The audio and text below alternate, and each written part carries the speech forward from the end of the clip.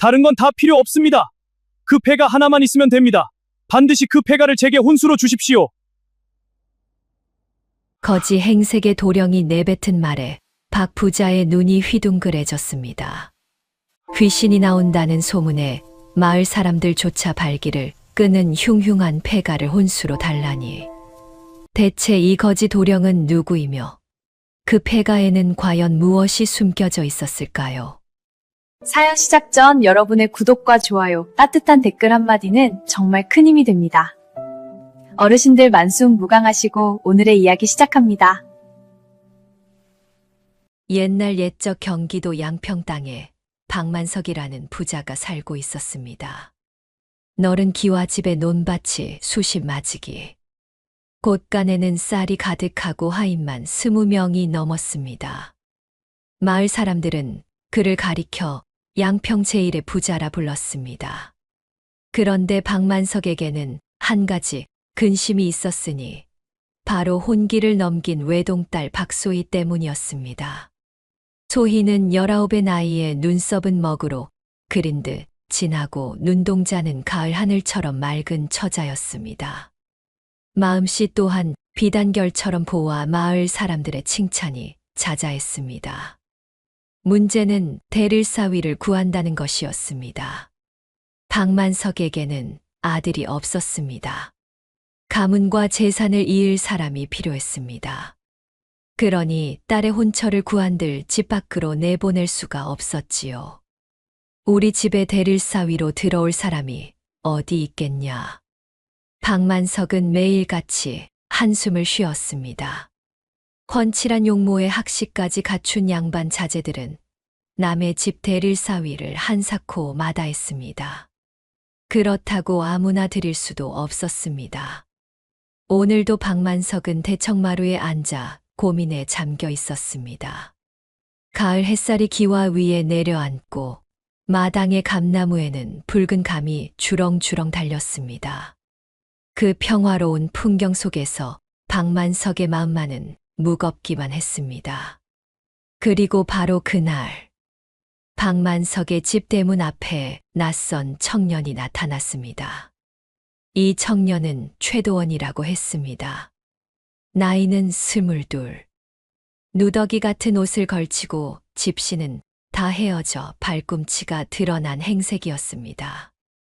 때가 묻어 얼굴을 알아볼 수 없을 지경이었지요.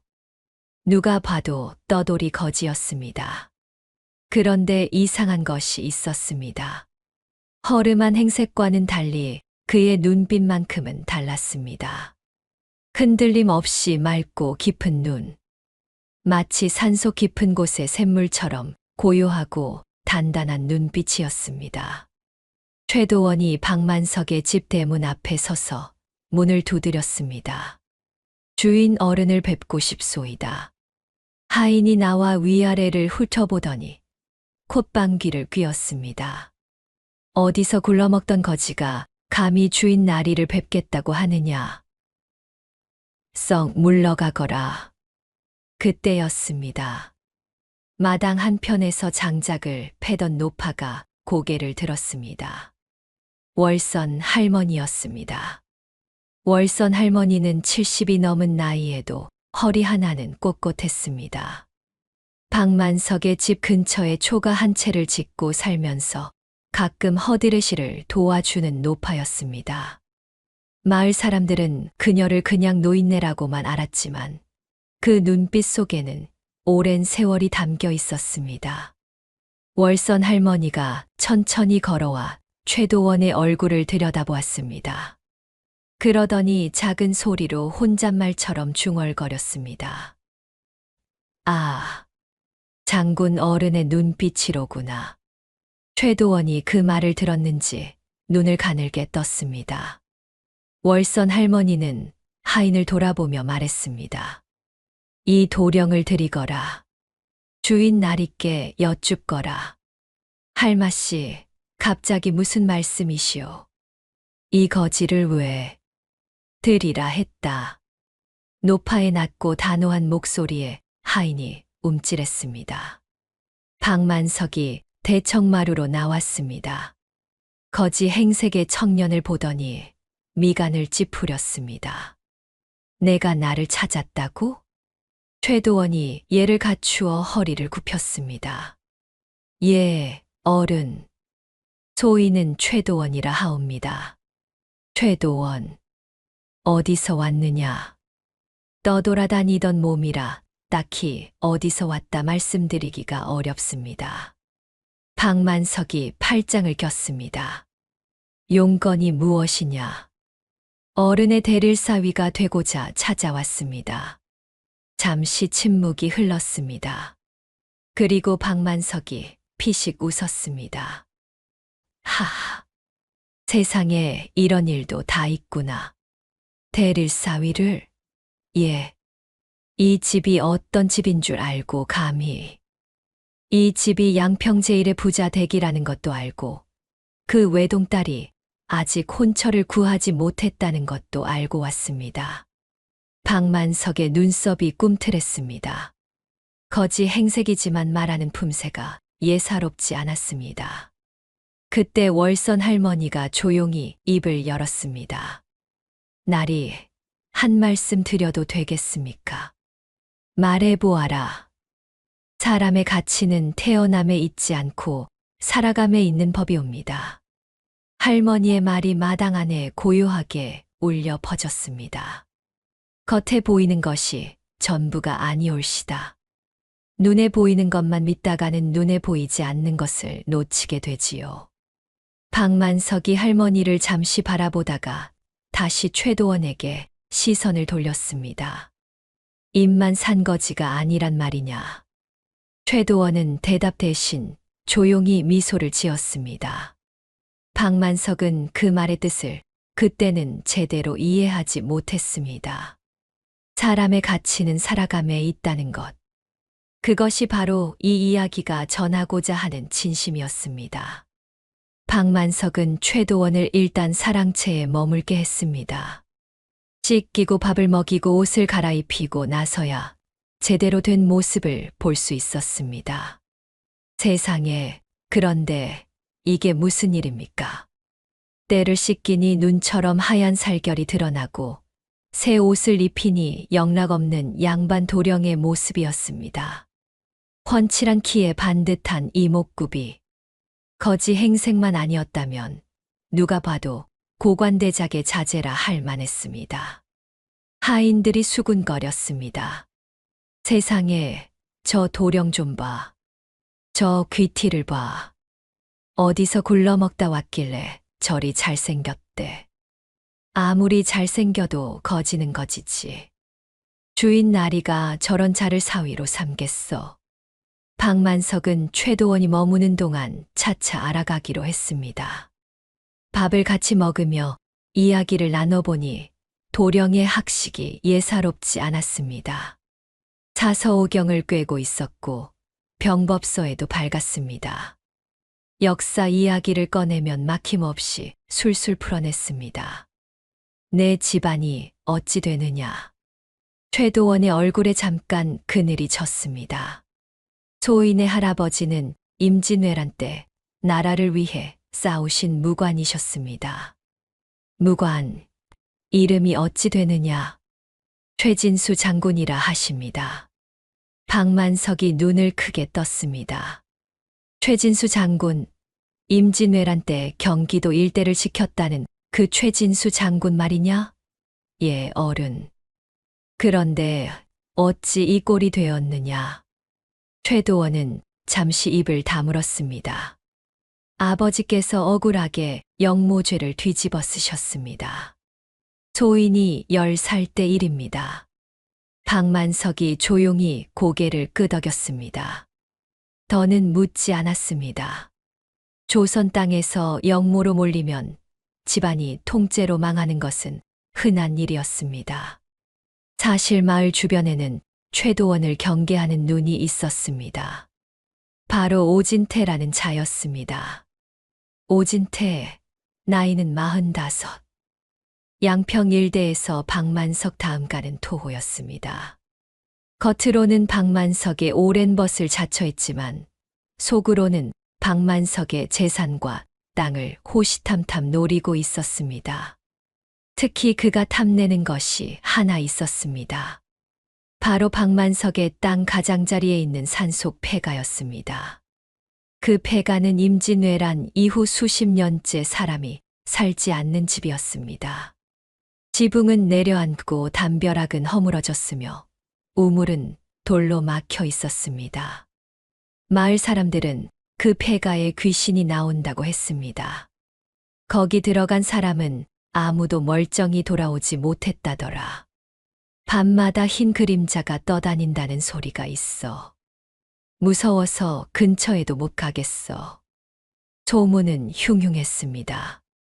실제로 몇 년 전에 젊은이 하나가 폐가에 들어갔다가 몸을 와들와들 떨며 나와서는 그 이후로 말 한마디 못했다고도 했습니다.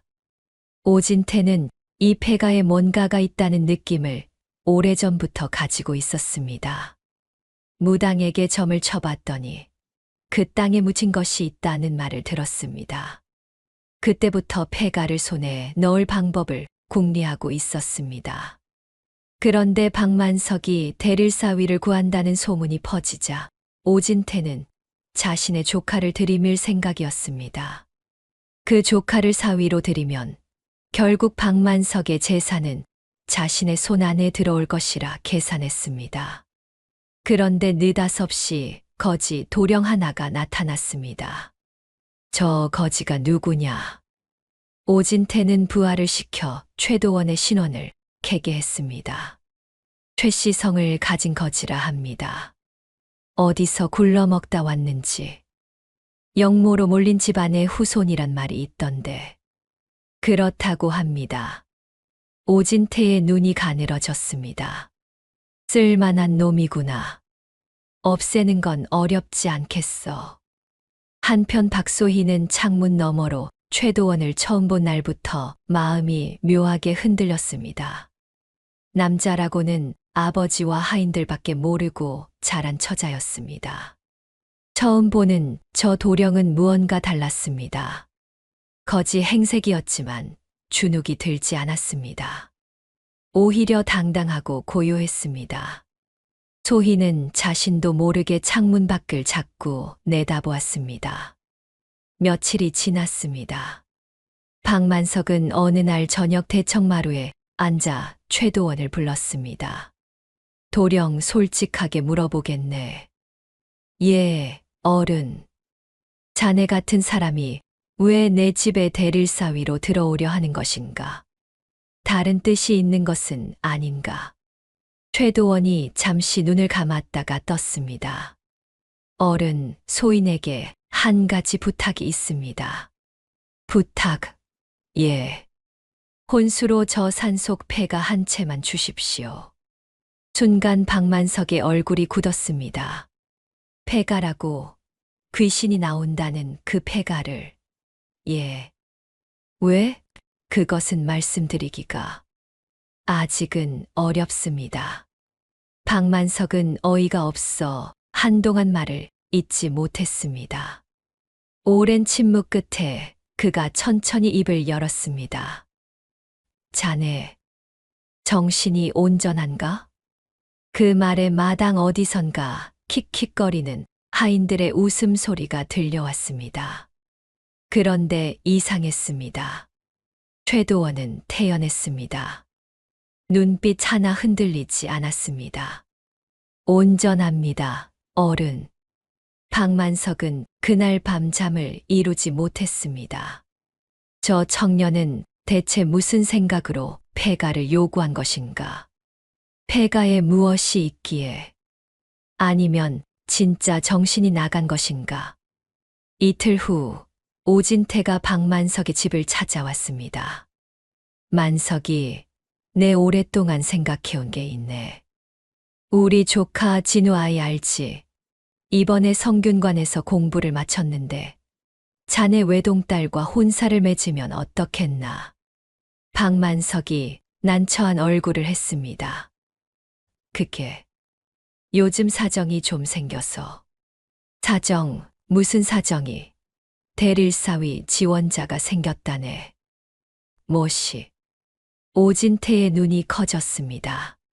어떤 놈이야? 어디 집안 자식이야? 그게. 일단 좀 지켜보는 중이야. 오진태는 그날 집으로 돌아가면서 이를 악물었습니다. 내가 이 집 재산을 넘보는데 감히 방해꾼이 나타났단 말이지. 박만석의 집 안에서 며칠째 논란이 이어졌습니다. 큰 하인 덕수가 먼저 나섰습니다. 나리, 저 거지 도령을 내보내십시오. 집안 식구들이 모두 걱정입니다. 내보내긴 어렵다. 내가 드리겠다고 했는데. 하지만 나리, 신원도 모르는 거지를 어찌 사위로 삼으시렵니까? 더군다나 폐가를 혼수로 달라니. 그게 무슨 말이 됩니까? 박만석이 침묵했습니다. 덕수의 말이 틀리지 않았습니다. 이번엔 안 사람, 즉 박만석의 처가 나섰습니다. 여보, 그 도령 내보내야 합니다. 영모 집안의 후손이라지 않습니까? 그런 자를 사위로 들였다가 우리 집안까지 화를 입으면 어쩌려고요. 영모는 아버지 대의 일이야. 도원이 한 일이 아니잖소. 세상이 그렇게 봐줄 것 같아요? 이웃에서 손가락질할 게 눈에 선한데. 박만석은 괴로웠습니다. 저의 말도 맞았습니다. 최도원 역시 며칠째 혼자 고민하고 있었습니다. 사랑채에 혼자 앉아 하늘을 올려다보았습니다. 맑은 가을 하늘에 흰 구름이 흘렀습니다. 내가 옳은 방법을 택한 것인가? 최도원에게는 아버지로부터 전해받은 비밀이 있었습니다. 임진왜란 당시 할아버지 최진수 장군이 전쟁 중 긁어모은 철광석과 무기들. 외적에게 빼앗기지 않으려고 산속 폐가 우물 아래에 숨겼다는 이야기. 도원아, 이 비밀은 반드시 지켜야 한다. 때가 되면 반드시 쓰임이 있을 것이다. 아버지는 영모죄로 잡혀가면서도 그 말을 남겼습니다. 최도원은 어릴 때부터 알고 있었습니다. 그 폐가가 어디에 있는지, 어떤 우물 아래에 무엇이 숨겨져 있는지. 그러나 그 땅은 지금 박만석의 것이었습니다. 자신에게는 아무것도 없었습니다. 이 방법 말고는 폐가를 손에 넣을 방법이 없었습니다. 과연 이 집에서 나를 받아줄 것인가? 최도원은 주먹을 꽉 쥐었습니다. 그때 사랑채 문 앞에서 작은 기척이 들렸습니다. 도령. 고개를 돌리니 박소희였습니다. 수줍게 문 앞에 서서 쟁반을 내밀었습니다. 저녁도 안 드시고 계신다기에. 여기 식혜를 가져왔어요. 최도원이 얼른 일어섰습니다. 아, 아가씨. 고맙습니다. 소희가 쟁반을 내려놓으며 조심스럽게 물었습니다. 도령. 폐가를 왜 원하시는 건가요? 최도원은 잠시 소희를 바라보았습니다. 솔직한 눈빛이었습니다. 거짓을 담지 않은 눈이었습니다. 말씀드리기 어렵습니다. 하지만 나쁜 뜻은 없습니다. 믿어도 되는 건가요? 믿어주신다면 반드시 보답하겠습니다. 소희가 잠시 그 말을 되새기다가 고개를 끄덕였습니다. 저는 믿어볼게요. 그 말에 최도원의 가슴 어딘가가 묵직하게 울렸습니다. 다음 날 박만석은 오진태를 다시 만났습니다. 오진태가 넌지시 말했습니다. 만석이, 내가 알아봤는데 그 거지 도령 말이야. 영모 집안 출신이라며. 그런 자를 들였다간 우리 마을 전체가 눈총을 받을 거야. 내 조카 진우를 드리게. 성균관도 나왔고 관직도 알아볼 수 있어. 박만석은 대답을 하지 않았습니다. 그날 밤 박만석은 최도원을 불렀습니다. 도원아, 솔직히 말해라. 그 폐가에 무엇이 있느냐? 말하지 않으면 내보낼 수밖에 없다. 최도원이 긴 숨을 내쉬었습니다. 어른, 저는 지금 말씀드릴 수 없습니다. 하지만 이것 하나만은 말씀드릴 수 있습니다. 무엇이냐? 그 폐가에 있는 것은 언젠가 반드시 이 나라에 필요한 것이 될 것입니다. 박만석이 최도원의 눈을 뚫어져라 바라보았습니다. 이 청년은 허풍을 떠는 것이 아니었습니다. 거짓말을 하는 눈이 아니었습니다. 나를 믿어주십시오, 어른. 박만석은 그날도 잠을 이루지 못했습니다. 이틀이 더 지났습니다. 아침 일찍 박만석이 사랑채로 들어왔습니다. 최도원이 자리에서 일어났습니다. 박만석이 한참 최도원을 바라보다가 천천히 입을 열었습니다. 도원아. 예, 어른. 오진태가 자기 조카를 사위로 밀고 있다. 학식도 있고 집안도 반듯하다. 최도원이 눈빛 하나 흔들리지 않았습니다. 알고 있습니다. 박만석이 한 발 더 다가섰습니다. 그래도 너를 택하겠다. 나는 너를 믿어보기로 했다. 최도원이 천천히 눈을 감았다가 떴습니다. 감사합니다, 어른. 대신 한 가지 조건이 있다. 말씀하십시오. 그 폐가에서 무슨 일이 일어나든 우리 소희는 반드시 지켜야 한다. 최도원이 깊이 허리를 굽혔습니다. 제 목숨을 걸고 지키겠습니다. 박만석이 크게 한 번 숨을 내쉬었습니다. 그리고 하나 더. 예. 폐가에서 무엇이 나오든 나라를 위해 쓰겠다는 약속도 지켜야 한다. 최도원의 눈에 처음으로 환한 빛이 들어왔습니다. 그것이야말로 소인이 바라던 바입니다. 어른. 박만석이 고개를 끄덕였습니다. 혼사는 다음 달 길일에 치르도록 하자. 오진태 놈 보란 듯이 박만석의 눈에 이미 결심이 서 있었습니다. 최도원도 알았습니다. 이제 돌이킬 수 없는 길에 들어선 것을. 혼례를 한 달 앞둔 어느 저녁이었습니다. 박소희가 마당 한편에서 혼자 술을 놓고 있었습니다. 최도원이 그 앞을 지나다 걸음을 멈추었습니다. 무엇을 수놓으시오? 소희가 고개를 들었습니다. 봉황이요. 한 쌍으로요. 최도원이 가까이 와서 살펴보았습니다. 한 마리는 거의 완성되어 있었고 다른 한 마리는 아직 절반도 되지 않았습니다. 봉황은 혼자 날지 않는다고 하더군요. 소희가 수줍게 웃었습니다. 맞아요. 반드시 둘이서 함께 나는 새지요. 잠시 침묵이 흘렀습니다. 가을 저녁 바람이 사이를 스쳐 지나갔습니다. 소희가 조심스럽게 물었습니다. 도령은 무서운 것이 있나요? 저는 어두운 게 무서워요. 그리고 혼자 있는 것도요. 최도원이 잠시 생각하더니 말했습니다. 저는 잊혀지는 것이 무서웠습니다. 아버지의 억울함이 그냥 묻혀버리는 것이. 도령 아버지는요? 돌아가셨습니다. 억울하게. 소희의 눈이 그늘졌습니다. 죄송해요. 아닙니다. 그래서 소인이 이곳에 온 것이니까요.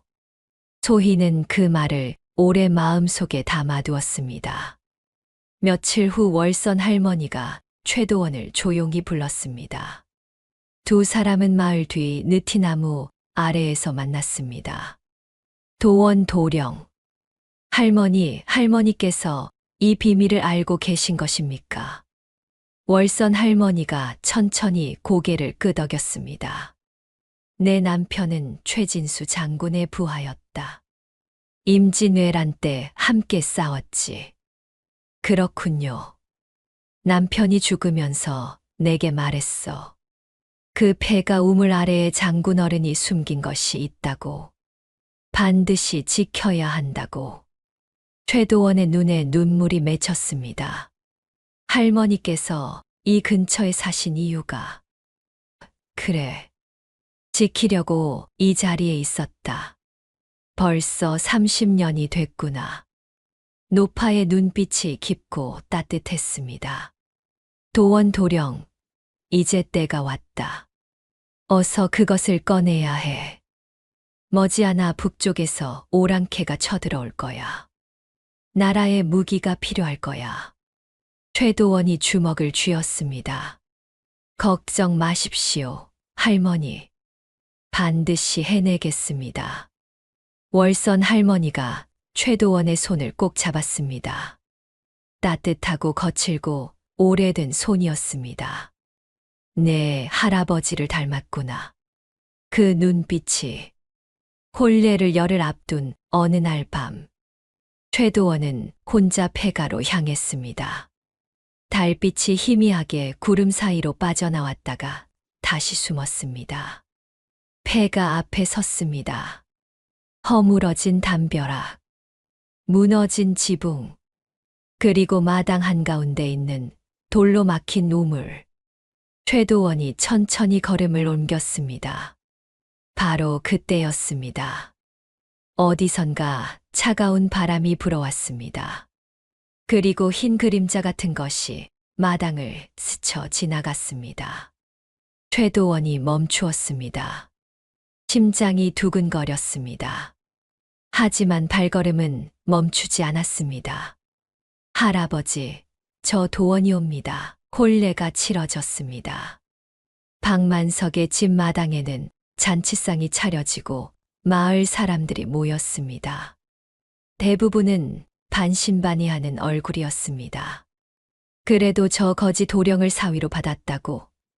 박 부자가 무슨 생각인지 모르겠어. 그 도령 뭔가 있긴 있어 보이던데. 박소희는 연지 곤지를 찍고 화려한 혼례복 차림으로 앉아 있었습니다. 최도원은 비록 빌린 옷이었지만 귀티가 줄줄 흘렀습니다. 오직 오진태만이 잔치 자리 한편에서 냉랭한 눈빛으로 지켜보고 있었습니다. 두고 보자. 혼례를 마친 뒤 최도원은 본격적으로 폐가 일을 시작했습니다. 먼저 박만석에게 허락을 받았습니다.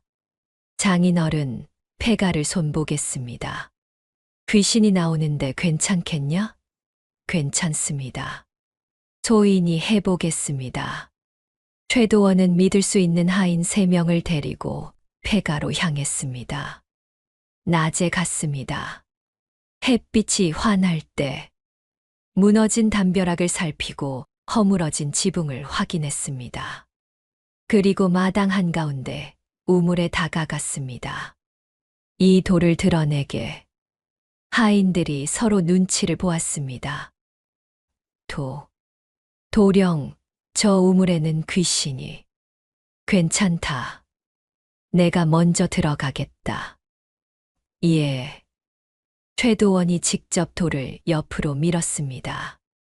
오랫동안 막혀있던 우물 입구가 드러났습니다. 퀴퀴한 냄새가 올라왔습니다. 어둠이 깊었습니다. 최도원이 밧줄을 묶고 천천히 내려갔습니다. 우물 안은 생각보다 깊었습니다. 7척, 8척, 9척.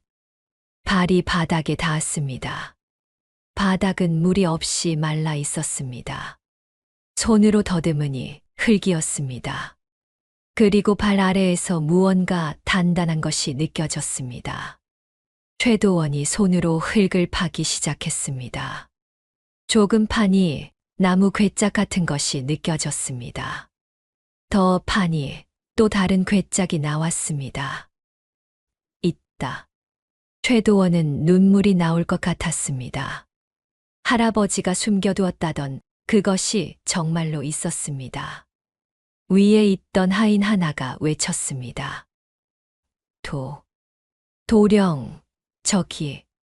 최도원이 고개를 들었습니다.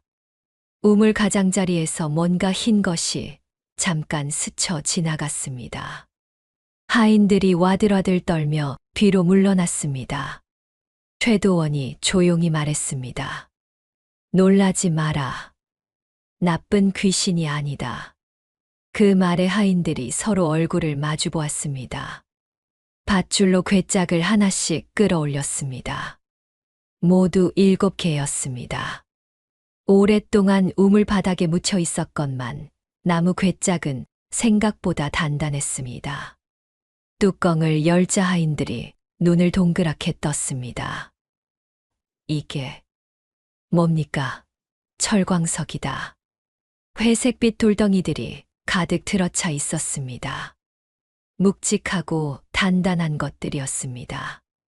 다른 괴짝을 열었습니다. 거기에는 녹슬었지만 형태를 알아볼 수 있는 창검들이 들어 있었습니다.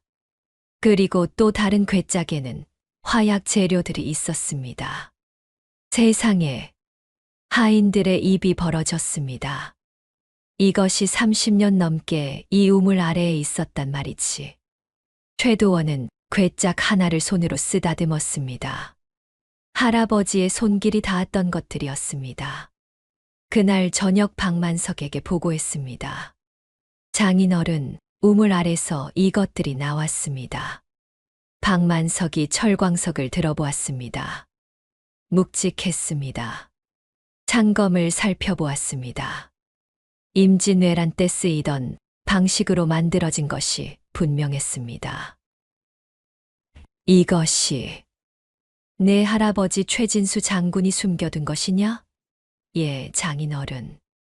이 양이면 병기를 만드는 데 씁니다.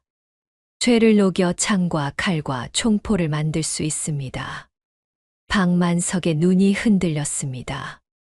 그는 오래 살면서 세상 돌아가는 이치를 알았습니다. 북쪽의 오랑캐가 점점 강성해진다는 소문은 몇 해 전부터 들었습니다. 나라의 무기가 부족하다는 말도 들었습니다. 도원아, 예, 이걸로 나라를 도울 수 있겠느냐? 그것이 할아버지의 뜻이었습니다. 박만석이 눈을 감았다가 천천히 떴습니다. 어떻게 할 것이냐? 며칠이 지났습니다. 최도원은 박만석과 함께 계획을 세웠습니다. 먼저 폐가를 정리했습니다. 귀신이 나온다는 소문이 있었지만 이제는 낮에 드나들며 조금씩 수리하기 시작했습니다.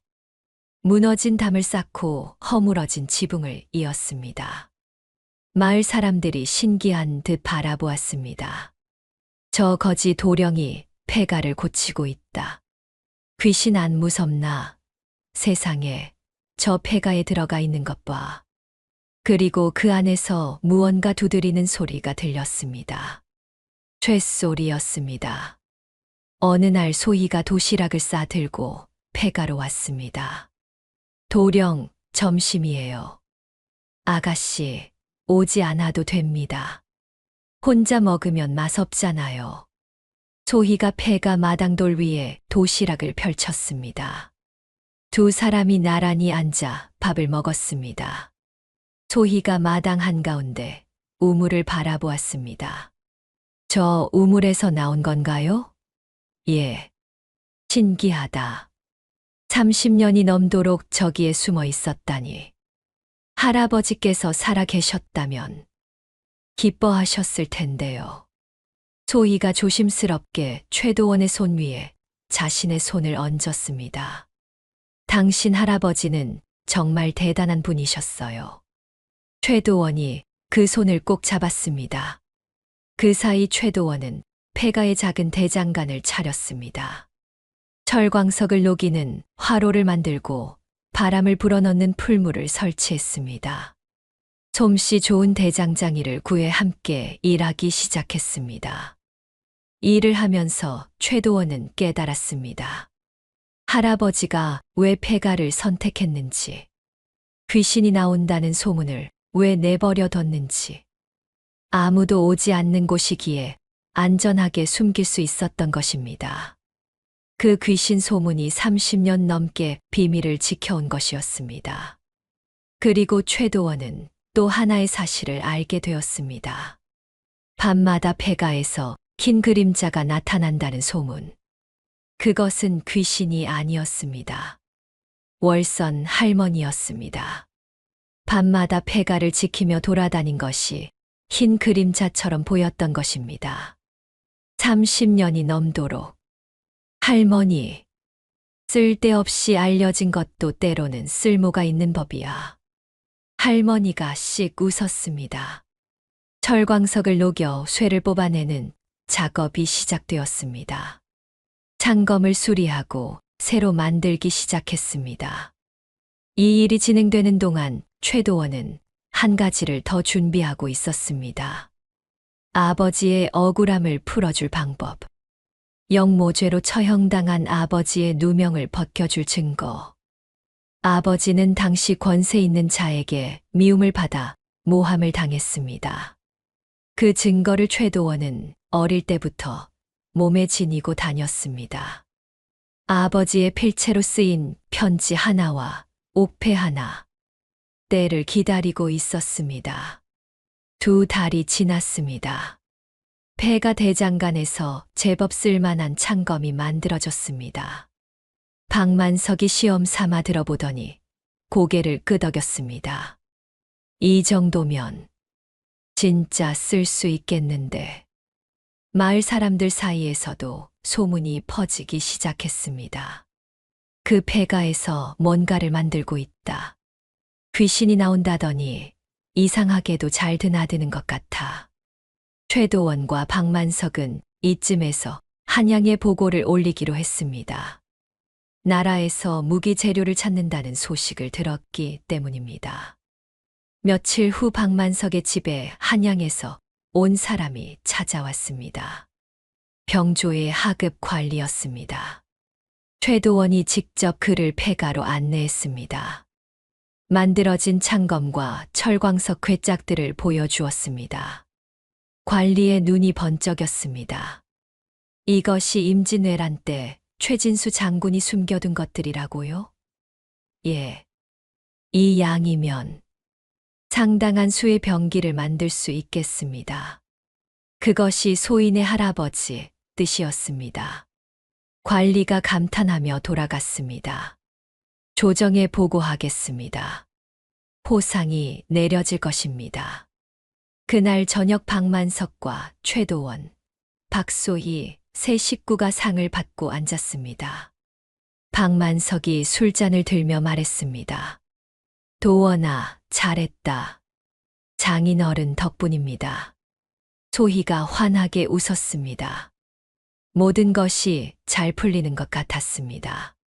그러나 이것은 진짜 실현이 시작되기 전에 잠깐의 평화였습니다. 오진태는 이 소식을 빠르게 입수했습니다.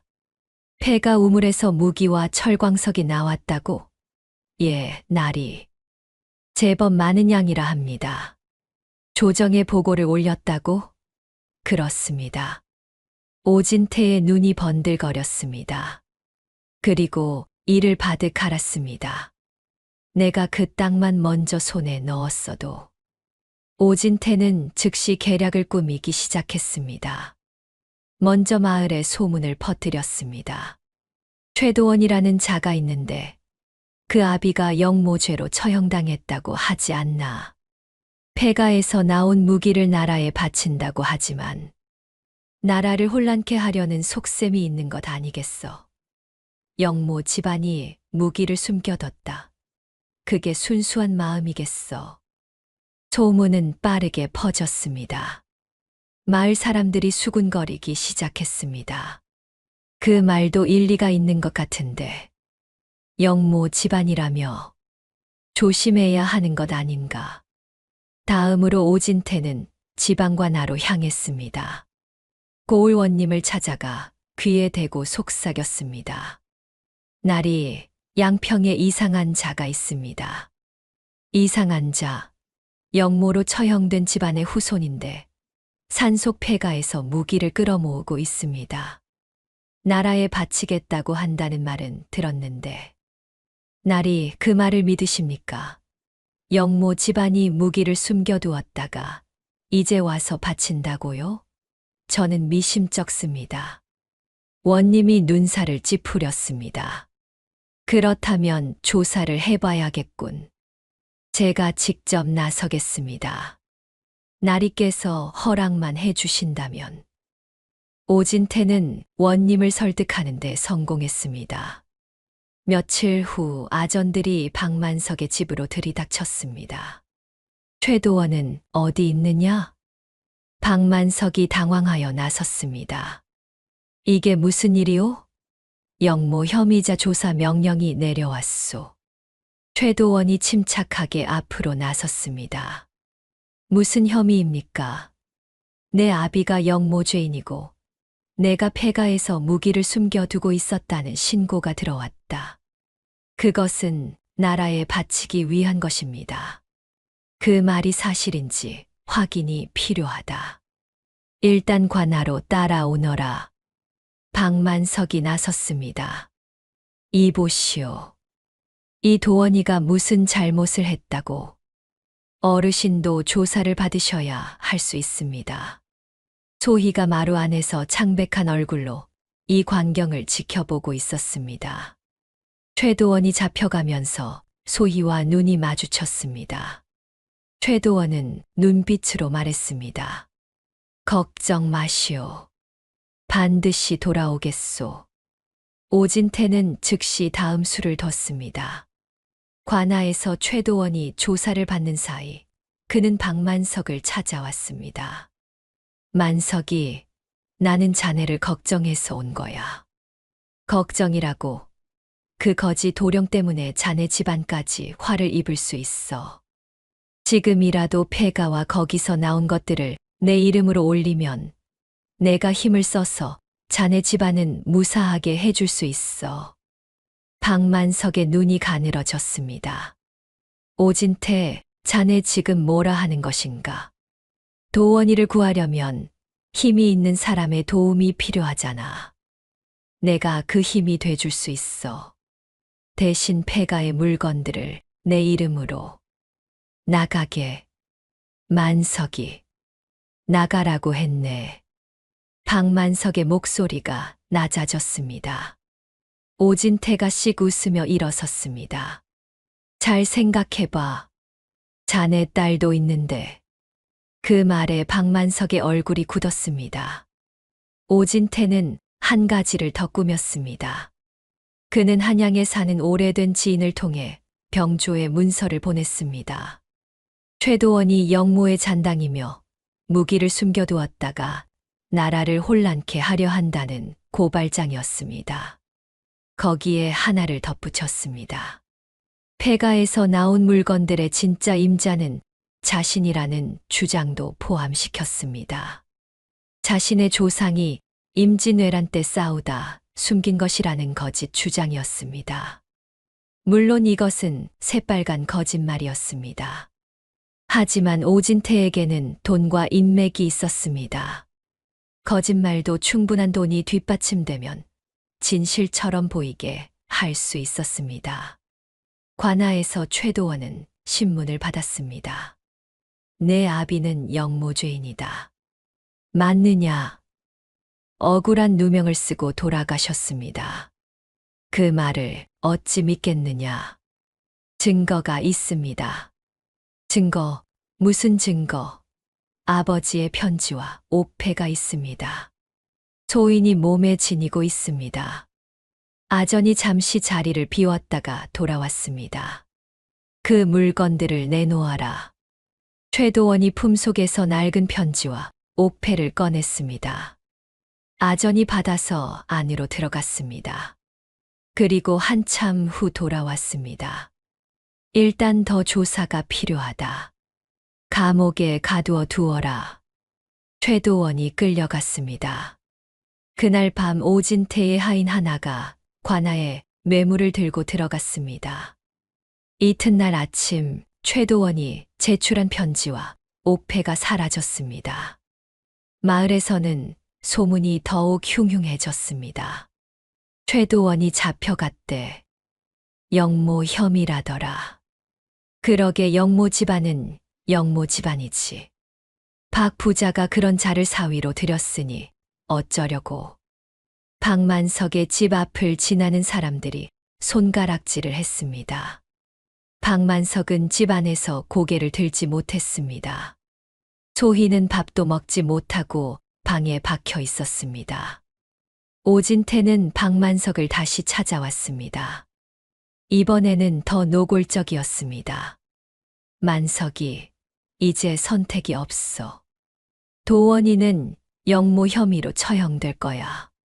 자네 집안도 연좌제로 걸릴 수 있어. 자네 딸은 어쩌려고. 도원이가 처형되면 과부가 되는 거야. 지금이라도 혼사를 무효로 하고 내 조카와 새로 혼례를 올리게. 내가 모든 것을 해결해 줄 수 있어. 박만석이 주먹을 꽉 쥐었습니다. 이를 악물었습니다. 진태, 자네가 이런 사람이었나. 현실을 봐야지, 만석이. 세상이 원래 이런 거야.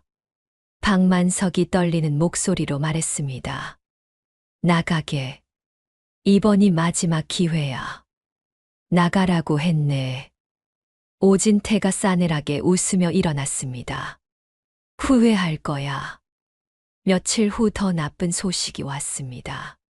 한양병조에서 관리가 내려왔습니다. 그리고 박만석을 불렀습니다. 폐가에서 나온 물건들에 대해 오진태라는 자가 자기 선조의 것이라 주장하는 문서가 접수되었소.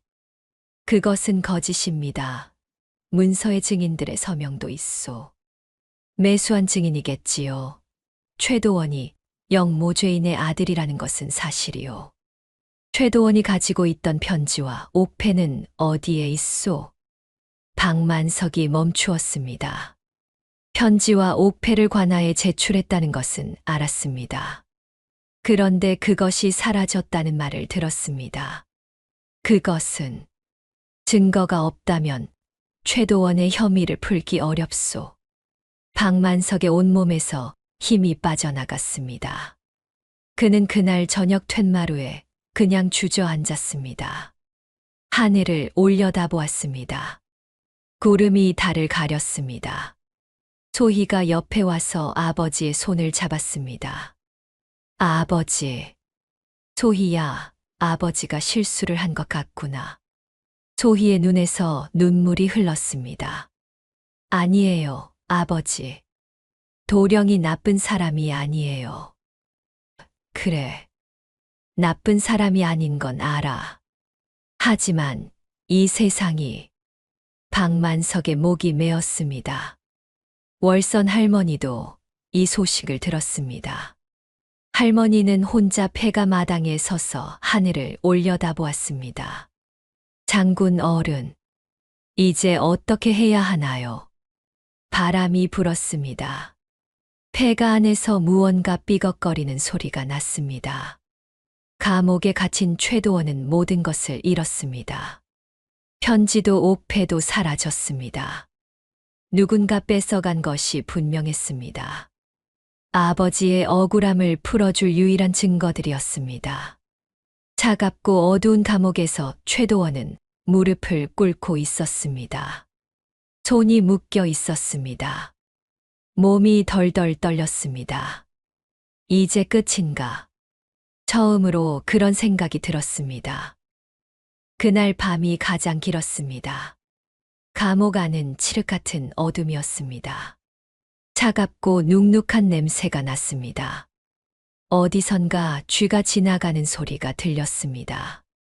최도원은 차가운 바닥에 등을 기대고 눈을 감았습니다. 모든 것이 실패인 것 같았습니다. 박만석에게 누를 끼쳤습니다. 소희를 외롭게 만들었습니다. 아버지의 억울함은 풀리지 않았습니다. 할아버지의 뜻도 이루지 못할 것 같았습니다. 최도원은 흘러내리는 눈물을 닦지 않았습니다. 그때였습니다. 문득 어릴 때 아버지의 목소리가 들리는 것 같았습니다. 도원아, 들어라. 사람의 가치는 태어남에 있지 않고 살아감에 있다. 아버지가 잡혀가기 전날 밤에 한 말이었습니다. 10살 난 도원의 머리를 쓰다듬으며 말했던 말. 살아가며 무엇을 하느냐? 어떤 선택을 하느냐? 그것이 사람의 가치를 만드는 것이다. 아버지, 저는 어떻게 해야 해요? 포기하지 마라. 진실은 반드시 드러나는 법이다. 그 말이 이제서야 온몸으로 울려왔습니다. 진실은 반드시 드러나는 법. 최도원이 눈을 번쩍 떴습니다. 그 순간 한 가지 생각이 스쳤습니다. 편지와 옥패가 사라졌습니다. 하지만 그게 유일한 증거가 아닐 수도 있었습니다. 할아버지 최진수 장군. 그분이 우물 아래에 괴짝을 숨기면서 아무 기록도 남기지 않으셨을까. 최도원은 기억을 더듬었습니다. 아버지에게 들은 이야기들. 그 괴짝들 안에 장군 어른이 쓰신 편지가 하나 있다. 반드시 나라에 전해야 한다고 하셨다. 그랬습니다. 아버지가 말했습니다. 괴짝 중 하나 안에 최진수 장군이 직접 쓴 편지가 있다고. 7개의 괴짝. 내용물을 꺼낼 때 무기와 철광석에만 집중하느라 나머지를 제대로 살피지 못했을 수도 있었습니다. 그 편지만 있다면. 최도원이 주먹을 쥐었습니다. 손이 묶여 있었지만 마음만은 불꽃처럼 타올랐습니다. 한편 폐가에서는 월선 할머니가 오랫동안 서 있었습니다. 그러더니 결심한 듯 안으로 들어갔습니다. 기어이 남겨둔 것이 있었습니다. 할머니는 마당 한쪽 돌틈에 손을 집어넣어 작은 천 보자기를 꺼냈습니다. 오래된 천 보자기 안에는 낡아서 누렇게 바랜 종이들이 있었습니다. 그리고 작은 옥패 하나. 할머니의 손이 떨렸습니다. 이제 때가 왔구나. 소희는 그날 밤 방에서 뜬 눈으로 앉아 있었습니다. 도원 도령이 잡혀간 지 며칠이 지났습니다. 아버지는 기운을 잃었습니다. 집 안이 고요했습니다. 고요한 것이 무서웠습니다. 소희는 생각했습니다. 내가 할 수 있는 것이 무엇인가? 그때 월선 할머니가 방문을 두드렸습니다. 아가씨, 저예요. 소희가 황급히 문을 열었습니다. 할머니가 천 보자기를 내밀었습니다. 이것을 아가씨가 가지고 가야 합니다. 이게 뭐예요? 최진수 장군이 쓰신 편지와 그분의 옥패입니다. 내 남편이 장군 어른께 받아 보관해온 것이지요. 이걸 어떻게... 도원 도령이 가지고 있던 것이 사라졌다고 했지요? 이것이 있으면 됩니다. 소희의 눈이 빛났습니다. 할머니, 아가씨, 이것을 가지고 관하로 가야 합니다. 아니, 그것보다 더 높은 곳으로 가야 해요. 박만석이 두 사람의 이야기를 듣고 자리에서 일어섰습니다. 할멈, 이 편지가 진짜라는 것을 증명할 수 있느냐? 날이 제 남편이 최진수 장군과 함께 싸운 전후입니다. 제 남편의 신원을 확인하면 됩니다. 임진왜란 때의 군적이 병조에 남아있을 것입니다. 박만석이 편지를 펼쳤습니다. 임진왜란 당시의 것으로 보이는 낡은 편지였습니다. 최진수 장군의 이름과 도장이 찍혀 있었습니다. 내용은 분명했습니다. 전쟁이 끝난 후 이 물건들을 나라에 바치라. 이것은 외적에게 빼앗기지 않으려 숨겨둔 것이다. 최 씨 집안 후손이 반드시 이 임무를 완수해야 한다. 박만석이 눈시울을 붉혔습니다. 이걸 30년 동안 지키고 있었다고. 월선 할머니가 고개를 끄덕였습니다. 소희가 결심한 눈빛으로 말했습니다. 아버지, 제가 직접 가겠습니다. 이 편지를 들고 관아가 아니라 한양으로 가겠습니다. 박만석이 소희를 바라보았습니다. 소희야, 그건 위험해. 아버지, 관아는 이미 오진태에게 매수되었잖아요. 더 높은 곳으로 가야 해요. 박만석이 한참 딸을 바라보다가 눈을 감았습니다. 그리고 천천히 고개를 끄덕였습니다. 가라. 하지만 반드시 나를 데려가야 한다. 아버지도 함께 가주시는 거예요?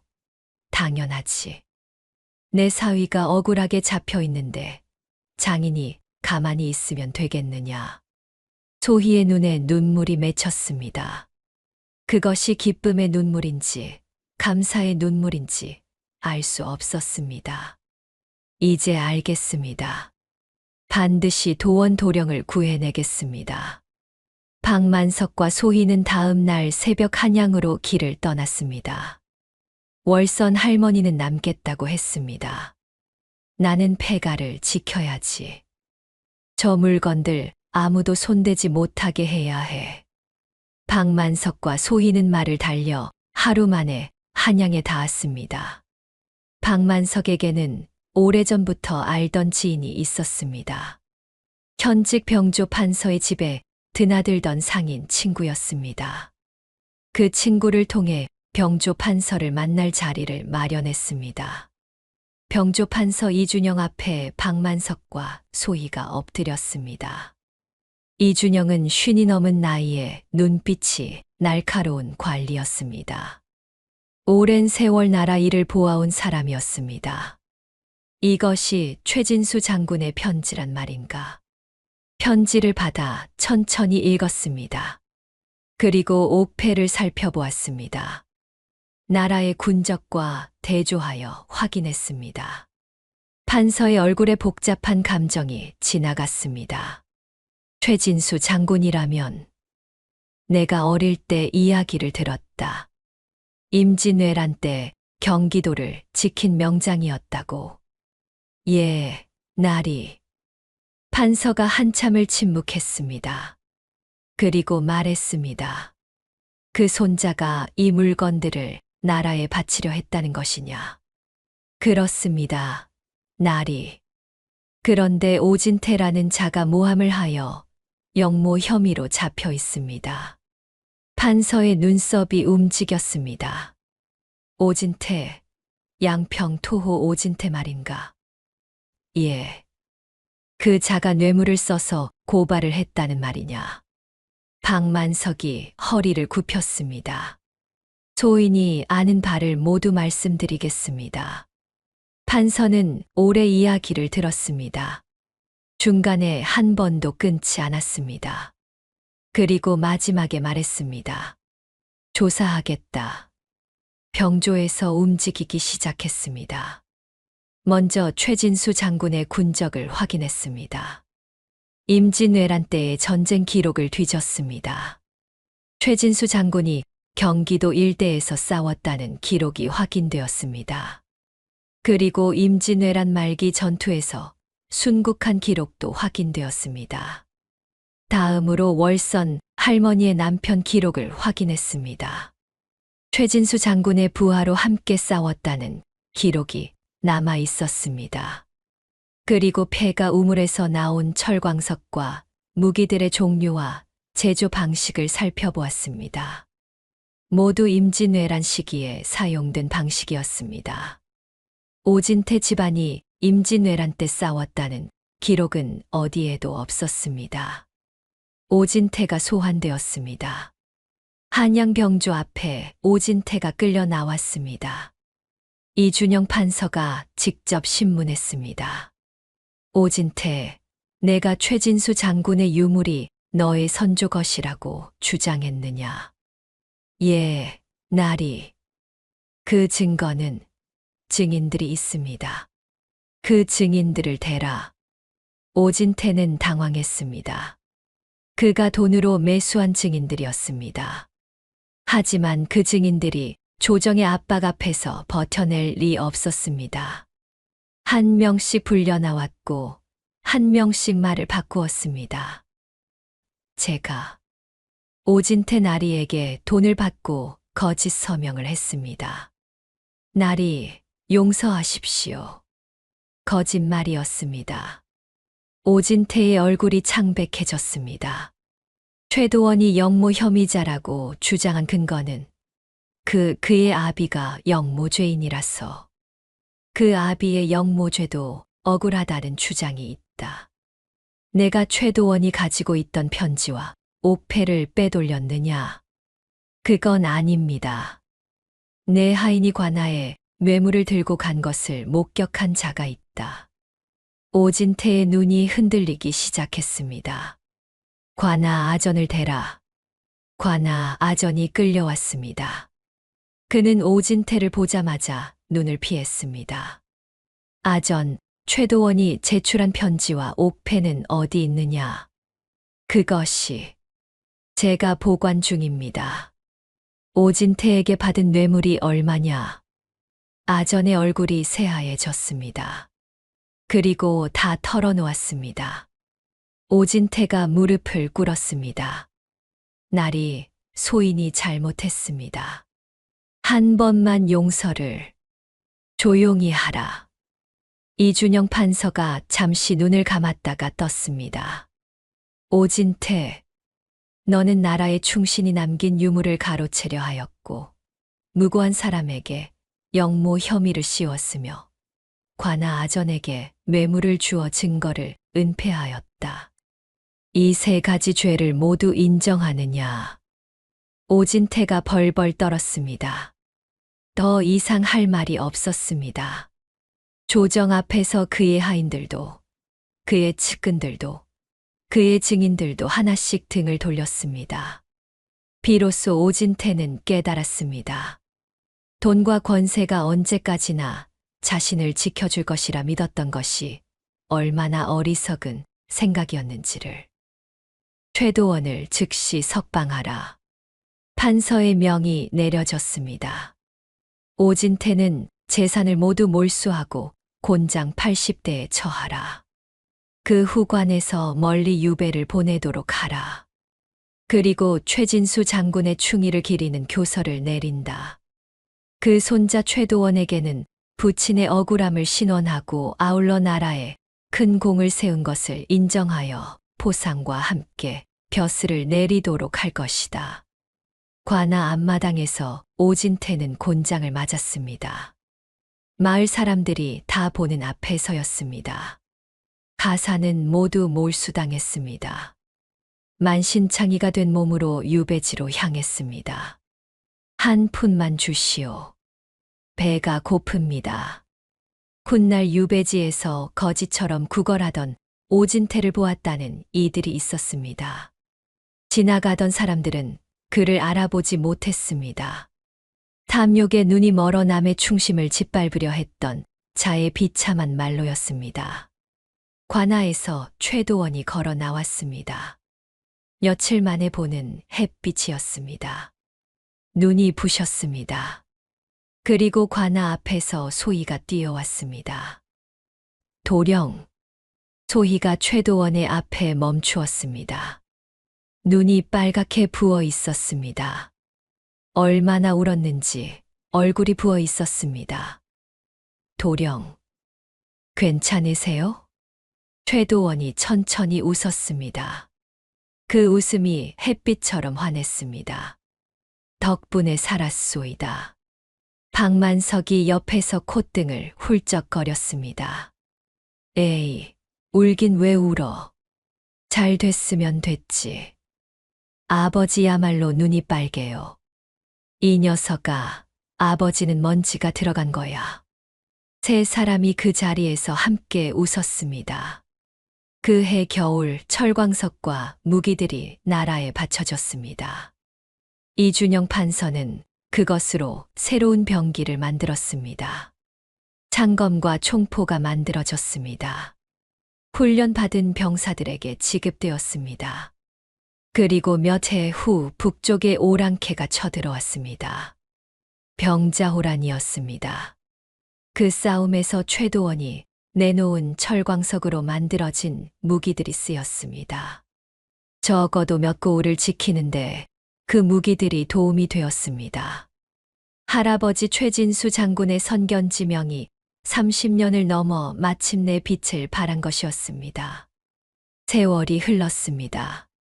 양평 땅에는 이제 봄이 왔습니다. 한때 귀신이 나온다던 폐가는 깨끗이 정비되어 작은 비석이 세워졌습니다. 총의 최진수 장군 기념비. 비석 앞에서 한 남자가 조용히 서 있었습니다. 최도원이었습니다. 이제 그는 거지 행색이 아니었습니다.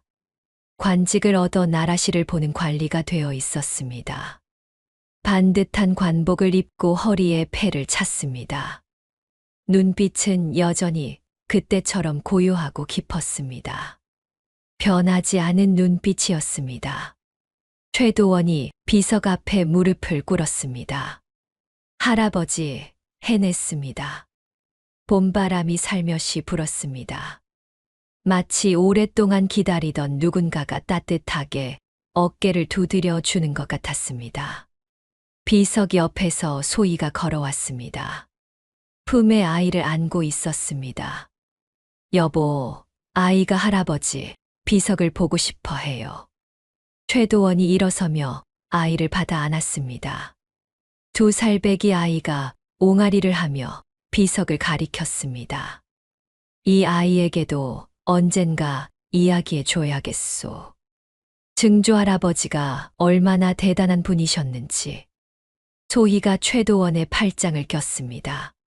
그리고 아버지가 얼마나 대단한 사람인지도요. 최도원이 소희를 바라보았습니다. 그리고 미소를 지었습니다. 마당 한쪽에는 월선 할머니가 봄나무를 캐고 있었습니다. 박만석이 그 옆에서 한가로이 지팡이를 짚고 서 있었습니다. 할머니, 이제 좀 쉬시오. 일은 하인들이 합니다. 이 나이에 놀면 더 빨리 죽어요, 나리. 허허허. 박만석의 웃음소리가 봄 햇살처럼 마당 가득 퍼졌습니다. 이 이야기는 오늘날까지도 양평 일대에 전해져 내려옵니다. 귀신이 나온다는 폐가를 혼수로 요구한 거지 도령. 그 안에는 귀신이 있었던 것이 아니라 충의를 다한 장군의 혼이 30년을 지킨 보물이 있었습니다. 사람의 가치는 태어남에 있지 않고 살아감에 있는 법입니다. 최도원은 거지 행색이었지만 주눅 들지 않았고 영모 집안의 낙인을 달고도 포기하지 않았습니다. 그가 살아가며 한 선택들이 그의 진정한 가치를 만들었습니다. 그리고 눈에 보이는 것이 전부가 아닌 법. 귀신처럼 보였던 것이 월선 할머니의 충심이었고 거지처럼 보였던 도령이 나라를 구한 선견지명을 품고 있었습니다. 탐욕을 심으면 배신을 거두고 충의를 심으면 복을 거두는 법입니다.